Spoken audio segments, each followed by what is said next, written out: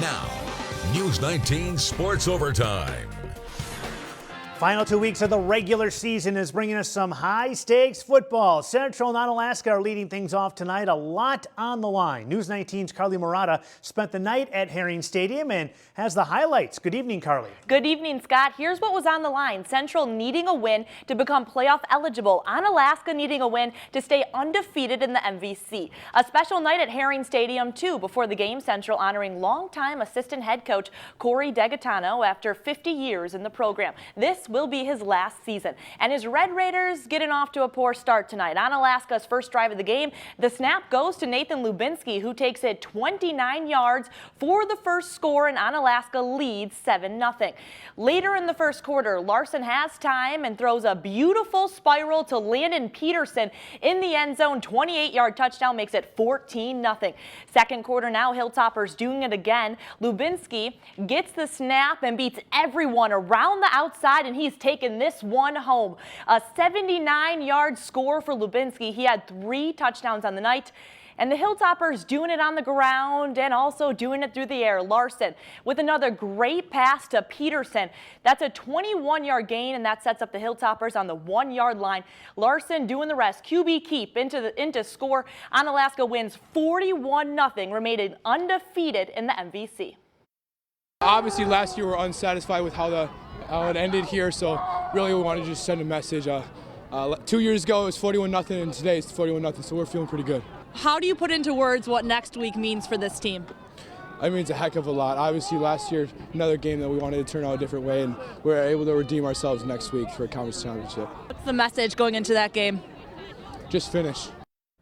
Onalaska dominates, winning 41-0. Lubinski had 25 carries for 229 yards and 2 touchdowns on the ground. Another touchdown through the air. Larson with 137 passing yards and 2 touchdowns. Scott, take it away. All right, thanks, Carly. Both Sparta and Holman doing some scoreboard watching with that game tonight. Both hoping to have a chance to lock down an MVC title in the regular season finale next week. First things first, the Spartans and Vikings hooking up in a huge showdown tonight. Holman at 4-0 in conference play entering the night. Sparta 4-1. Big game at Empire Stadium in Holman. First quarter, Sparta gets things rolling early. Cole Wisniewski dives into the end zone. Sparta's up 6-0. Later in the corner, Holman responds. Jaden Abraham, he dives his way into the end zone as well. Vikings grab the lead with the extra point, 7-6. Now, second half, Spartans offense gets going. Nick Kent takes it up the middle. He's going to go for the touchdown. He had over 100 yards rushing tonight, 12-7 Spartans. Later in the third, Spartan defense comes up big. Loose ball, Isaac Stiesel scoops it up, and he's taking it the other way for the touchdown. A huge change of events there. Sparta up 18-7. More in the third. Sparta's Corbin Hauser taking the handoff. He takes it the distance. Another Sparta score, 25-7. But the Vikings coming back. Cameron Weber looks deep. Adam Quam, sensational grab for the touchdown. It's 25-14. The Vikes aren't done. Brett Holden bounces his way into the end zone. It's now a 25-20 game.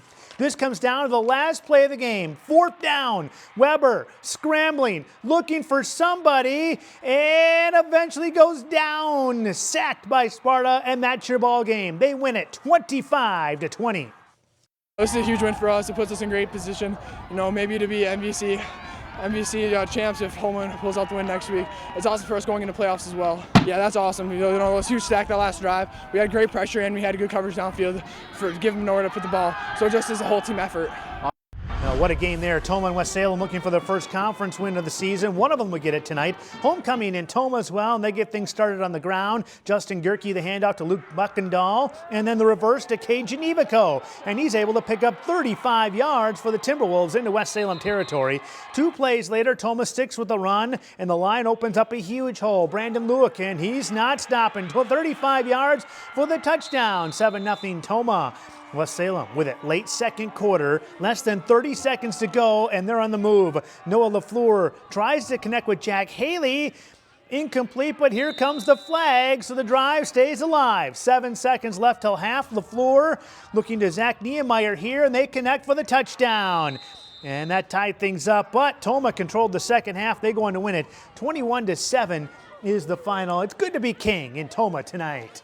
All right, we need to take a short time out. When we return, we'll check in on a couple of perennial powers, Bangor and Caledonia. We're back in a flash.